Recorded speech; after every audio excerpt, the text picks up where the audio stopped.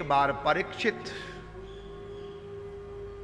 जरासंध पर विजय का प्रतीक मुकुट जो राजकोष में जमा था, भीम के द्वारा भगवान श्री कृष्ण ने छल पूर्वक जरासंध का वध कराया और जरासंध के पुत्र को बाद में सहदेव जिसका नाम था उसको राजतिलक किया और जरासंध के पास जो मुकुट था वो विजय के रूप में सहदेव ने अर्जुन को दिया और अर्जुन जब वापिस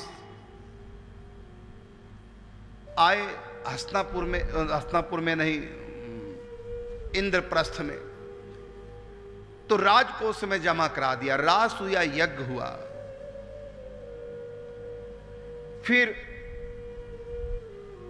इंद्रप्रस्थ के वैभव को दुर्योधन देख नहीं पाया, छल पूर्वक जुआ खेल करके वैभव को अपना बना लिया। पांचों पांडव वनवास, फिर 12 वर्ष का वनवास प्राप्त करके भोग करके 13वां वर्ष अज्ञातवास पूर्ण करके जब वापस आए, शर्त के अनुसार अपना राज्य मांगा तो दुर्योधन ने नकार दिया। युद्ध के बिना सुई की नोक के बराबरी में जगह देने को तैयार नहीं। अंत में महाभारत युद्ध होता है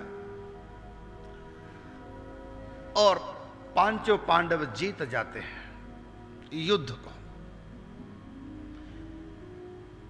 और फिर जब भगवान श्री कृष्ण परमधाम में जाते हैं तो युधिष्ठिर राज्य का परित्याग करके परीक्षित को राज्य दे करके स्वर्गारोहण के लिए चले जाते हैं। और राजा परीक्षित अब इंद्रप्रस्थ और हस्तिनापुर दोनों का राज्य शासन कर रहे हैं। कलयुग को जीत लिया। लेकिन जब पांचों पांडव गए तो उस मुकुट के बारे में कोई जानकारी नहीं दी थी। आज वो जरासंध का मुकुट राजा परीक्षित ने धारण कर लिया तो पर धन को जो यूज करते हैं उनके जीवन में कलयुग आ जाता है। इसलिए मेरी बात को सब लोग कान खोल करके अच्छी प्रकार से सुन लें।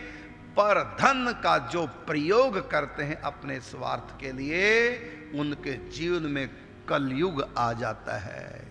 इसलिए भाई भाई का बंटवारा हो तो छीनने का प्रयास ना करो, बल्कि डर ये लगना चाहिए कि कहीं भाई का हिस्सा हमारी तरफ ना कहीं आ जाए, गलती से कहीं दूसरे का हिस्सा हमारे पास ना आ जाए।